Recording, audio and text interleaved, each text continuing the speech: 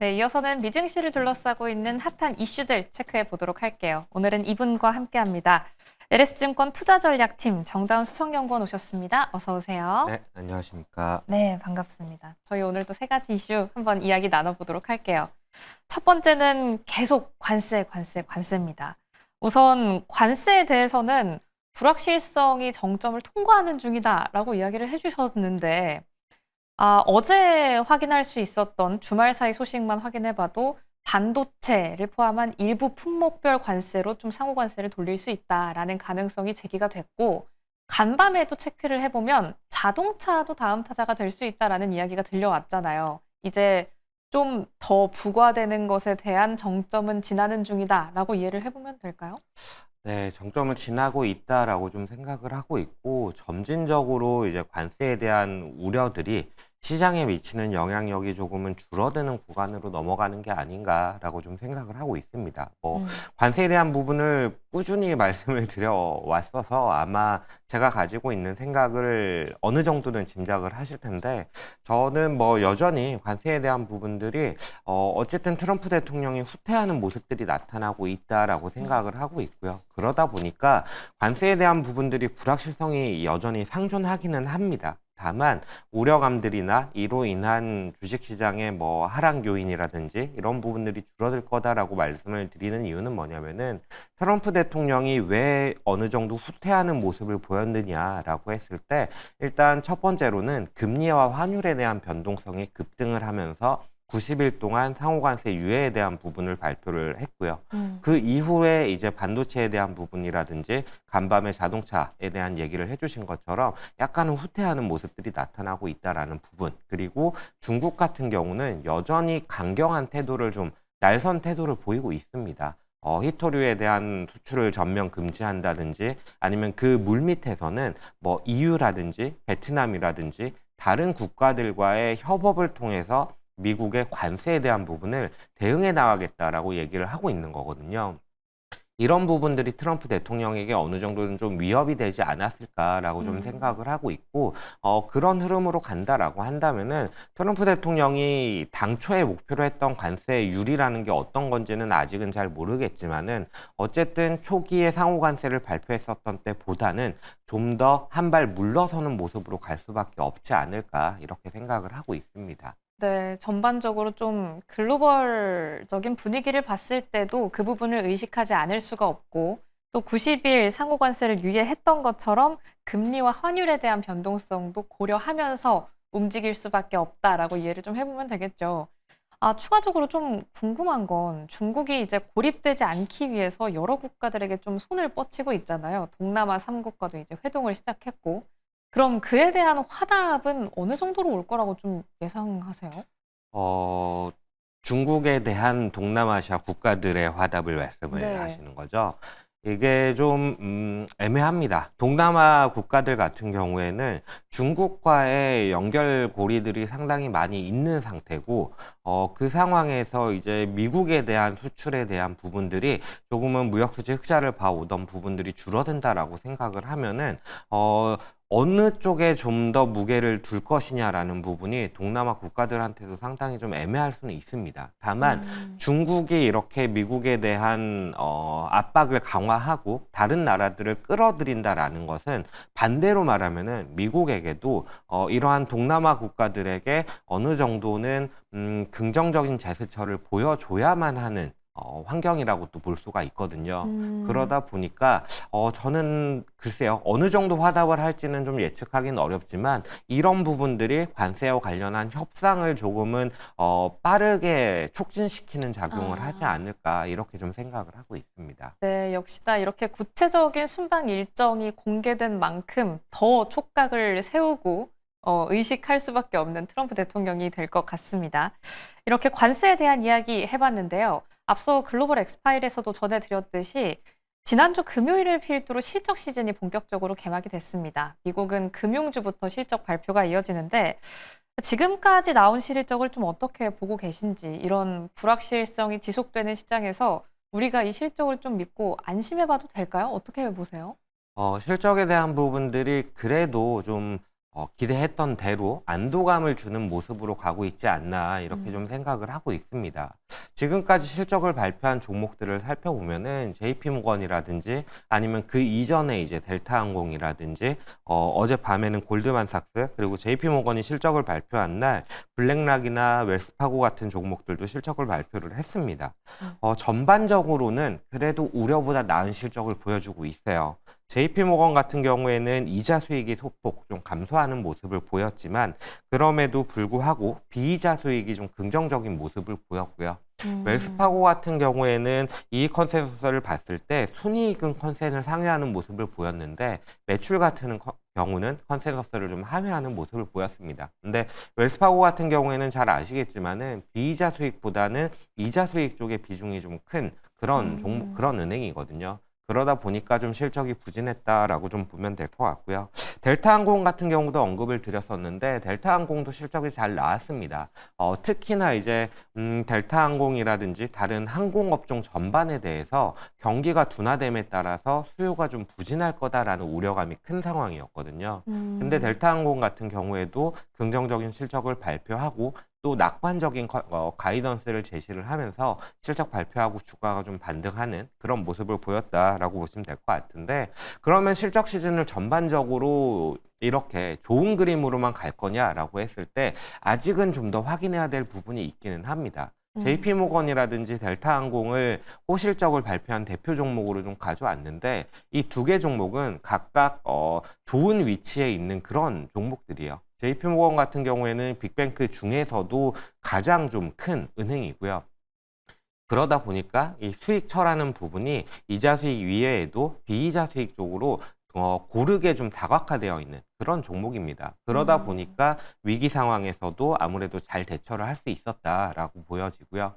델타항공 같은 경우에는 항공사 중에서 프리미엄 서비스가 잘 되어 있는 그런 종목입니다. 그러다 보니까 경기가 안 좋은 상황에서도 조금 비싼 가격을 지불할 수 있는 고객들은 여전히 좀 소비를 하고 기업들 역시도 마찬가지의 그림을 보였다라고 보여지고 델타항공 같은 경우는 또 특이하게 항공사 중에서 거의 유일하게 정유시설을 가지고 있는 그런 업체입니다. 그러다 보니까 아무래도 좀 더 비용 효율화에 조금은 잘 대처할 수 있는 그런 면모가 있었다라고 보여지거든요. 그래서 일단 지금까지 실적을 가지고 총평을 해보자면은 네. 위기감이 컸던 것에 비해서는 잘하고 있다. 특히나 포지션이 좋은 종목들 위주로 잘하고 있다라고 좀 결론을 내릴 수가 있을 것 같습니다. 네, 우리가 가지고 있던 위기감 대비해서는 호실적을 밝혀오고 있긴 하지만 그럼에도 불구하고 불확실성이 너무 큰 시장이다 보니까 언제든 경각심은 가지고 있어야겠죠. 저희 함께 주의하면서 시장 대응해 보도록 할게요. 이렇게 실적과 관련한 이야기도 나눠봤는데요. 이제 이번 주에 좀 예정되어 있는 일정 중 가장 주요한 일정이라고 하면 연준 위원들의 연설, 또 그중에서도 파월 의장의 연설이 될 것 같습니다. 워낙에 이 주말 전, 지난주의 거래일 마지막에 연준 위원들의 직접적인 언급이 있을 수도 있다. 이렇게 시장 상황이 악화된다면 직접적인 영향을 줄 수도 있다라는 발언이 나온 만큼 파월 의장의 연설에서 어떤 이야기가 나올지도 참 주목이 되고 있는데 이런 언급에는 어떤 것들을 예상을 할 수 있고 어떤 영향을 가져다 줄지요? 네. 이번 주에 연준 인사들의 발언 중에서 간밤에 이제 크리스토퍼 월러 이사 발언이 있었고, 그리고 16일인가요? 예, 16일에 파월 의장의 발언이 있는데, 이 둘의 발언이 제일 좀 중요한, 그런 발언이라고 보시면 될 것 같은데, 일단 크리스토퍼 월러 이사의 발언을 봤을 때, 기대하고 있는 대로 시장에 안도감을 주는 방향으로 발언들이 좀 나타나고 있다라고 보시면 좋을 것 같습니다. 크리스토퍼 월러 이사가 발언을 하면서 미국채 10년물 금리 역시도 4.4%를 하회하는 수준까지 내려가는 모습을 보여서 어느 정도는 시장이 좀 안도를 했다라고 보시면 될 것 같아요. 크리스토퍼 월러 이사가 언급을 한 부분들을 살펴보면 관세에 대한 부분을 좀 얘기를 했어요. 시나리오별로 얘기했는데 관세율이 25%를 한동안 유지하는 시나리오, 대규모 관세 시나리오, 그리고 다른 하나로는 소규모 관세 시나리오로 10%의 관세는 유지되지만 다른 관세들은 거의 대부분 소멸을 하는 그런 시나리오를 제시를 했습니다. 근데 대규모 관세를 부과하는 시나리오에서는 인플레이션이 한 4에서 5% 정도로 나타날 거다라는 얘기를 했는데, 그러면서도 이렇게 인플레이션이 급등을 하더라도 수요를 줄어들게 하는 부분이 더 크기 때문에 침체에 대한 우려가 커질 수 있고, 그렇다라고 한다면은 인플레이션은 일시적인 수준에 그칠 것이고 연준의 금리 인하 압박이 좀 더 높아질 수 있다, 빨라질 수 있다라는 얘기를 했고요. 네. 더불어서 이제 소규모 관세 시나리오에서는 기간은 조금은 길어질 수 있지만 만약에 기대 인플레이션이 2%로 수렴한다라는 확신이 든다라고 하면은 하반기에도 금리를 인하할 수 있다라는 얘기를 했거든요. 여기서 주목해야 될 부분은 어떤 시나리오든 금리 인하에 대한 부분들을 직접적으로 얘기를 했다라는 부분들이 시장에는 좀 안도감을 준 게 아닌가라고 생각을 하고 있고요. 네. 파월 의장 역시도 이러한 맥락에서 조금은 완화적인 그림으로 발언을 하지 않을까라고 생각을 하는 게, 3월 CPI라든지 PPI 데이터를 바라봤을 때 이런 지표들이 그래도 조금은 둔화되는 그림으로 갔고요. 더불어서 이제 파월 의장에 대한 부분을 얘기를 할 때 미 행정부가 지금 미 국채 금리가 상승하는 것에 대비하기 위해서 여러 가지 대안들을 좀 생각을 하고 있는데, 네. 그 중에 하나가 연준이 미국채를 매입하는 방안이었어요. 그러다 보니까 이러한 맥락들을 좀 생각을 해봤을 때 그래도 좀 금리를 낮추는 방향으로 파월 의장의 발언이 있지 않을까, 이렇게 좀 생각을 하고 있습니다. 네, 간밤 나왔던 크리스토퍼 월러 이사의 금리 인하에 대한 직접적인 발언, 그리고 16일 우리 시간으로는 새벽 2시 반에 확인을 할 수가 있겠습니다. 파월 의장의 연설에서도 금리 인하에 대한 스탠스 어느 정도로 나오는지 저희 함께 지켜보도록 할게요. 이렇게 전반적으로 세 가지 이슈 다뤄봤는데요. 그럼 우리에게 조금 중요한 개장을 앞두고 있는 국내 증시 힌트 한번 살펴보도록 하겠습니다. 우리 오늘은 또 개장 전에 어떤 생각을 해봐야 할까요? 어제는 그래도 조금 기분이 좋았는데요. 네, 오늘도 좀 그런 그림이 이어지지 않을까라고 생각을 하고 있어요. 다만 이 시장 종목 대응을 하는 부분에 있어서는 조금은 어려운 부분이 있습니다.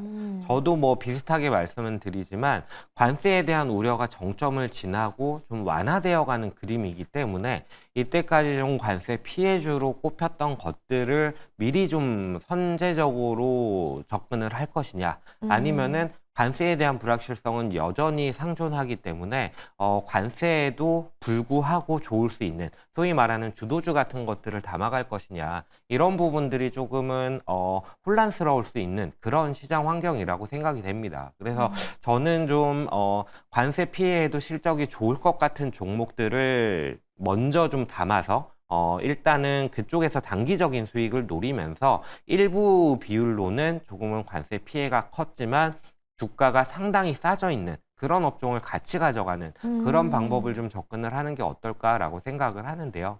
지금 화면상에 띄어져 있는 종목들이 단기적으로 봤을 때 이 종목이 아니네요. 네, 시가총액 상위 종목이 나오고 있는데 네. 저희가 이제 단기적으로 실적 시즌에 좀 기대보다 좋은 실적을 낼 수 있는 종목을 먼저 선별해서 말씀을 드리는데, 예상하겠지만 아무래도 그런 종목들이 대부분 주도주 영역에 있는 것들입니다.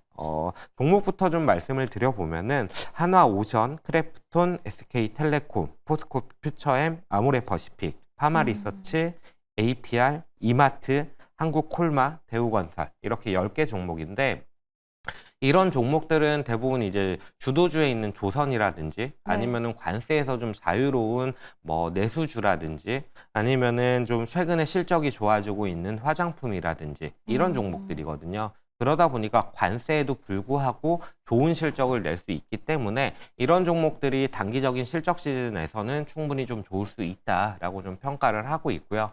한편으로 이제 좀 소외되어 있던 것들에 대해서도 간단하게 언급을 드렸었는데, 네. 저희가 좀 생각하는 업종으로는 낙폭 과대 업종으로서 반도체라든지 자동차 같은 경우를 좀 기대를 하고 있고요. 또 한편에서는 환율이 급격하게 좀 떨어지고 있습니다. 원달러 환율이 1,500원을 가니 많이 하던 게 엊그제 같은데 벌써 또 1,420원대까지 네. 급락을 하는 모습을 보였거든요. 그런 관점에서 좋은 실적을 낼 수 있는 게 무엇일까, 수혜주가 무엇일까라고 봤을 때 항공주 같은 것들이 상당히 좀 좋을 수 있다라고 생각을 하고 있습니다. 항공주 같은 경우에는 아무래도 항공기에 대한 리스라든지 아니면 비용 결제에 대한 부분들을 다 달러로 하기 때문에 원달러 환율이 하락할 때 큰 수혜를 좀 기대를 할 수 있고, 델타항공 같은 경우가 좋은 실적을 보였던 것도 어떻게 보면 좋은 좀 예시가 되지 않을까라고 생각을 하고 있고요. 그리고 마지막으로는 건설 업종에 대해서 정책적인 부분을 기대한다라고 했을 때 건설 쪽을 좀 긍정적으로 바라볼 수 있다라고 좀 생각을 하고 있습니다. 네, 정말 여러 테마 말씀을 해주셨습니다. 주도주부터 내수주 그리고 실적 관련 개선이 되고 있는 테마주까지 저희 함께 눈담아 보도록 할 텐데, 또 낙폭 과대와 함께 자동차주를 언급을 해주셨어요. 아무래도 간밤에 자동차의 일부 기업들에 대해서는 상호관세가 좀 면제될 수도 있다라는 가능성을 시사하는 발언이 나왔기 때문에 오늘 시장에 좀 어떻게 움직여줄지도 궁금한데, 이 뉴스가 오늘 좀 영향을 줄 거라고 보세요? 네, 영향을 줄 거라고 보는데 그 어. 이유는 자동차주가 너무나 많이 빠져 있기 때문에 사실 저도 사실 자동차 업종에 대해서 좀 미리부터 긍정적으로 바라봤다가 상호관세라든지 이런 부분들이 좀 충격으로 다가오면서 주가가 많이 빠지는 모습을 보였는데, 저는 여전히 협상의 여지가 남아 있다라고 생각을 하고 있고, 자동차주가 오늘 시가에 당연히 갭상승해서 시작을 하겠죠. 근데 불확실성이 상존을 하기 때문에 네. 이게 시가가 어느 정도에서 형성이 되느냐에 따라서 장중 내내 좀 올라줄 것이냐, 아니면은 약간은 좀 힘이 빠지는 모습을 보일 것이냐는 좀 갈릴 것 같은데, 긴 호흡으로 본다면 저는 여전히 협상의 길이 남아 있다라고 생각을 하기 때문에 지금 가격대에서는 충분히 좀 긍정적으로 볼 만한 그런 업종이지 않을까, 이렇게 좀 생각을 하고 있습니다. 네, 당장 오늘 장 개장을 생각해 보면 시가가 어디에서 시작하는지가 오늘 장 대응의 큰 포인트가 되겠고요. 장기적으로 봤을 때는 아무래도 워낙에 많이 빠져 있으니까요. 그만큼 협상의 가능성 열려 있다라고 생각하고 대응해 보도록 하겠습니다. 그럼 오늘 도움 말씀 여기까지 듣도록 하겠습니다. 지금까지 LS증권 투자전략팀 정다운 수석연구원과 함께했습니다. 고맙습니다. 감사합니다.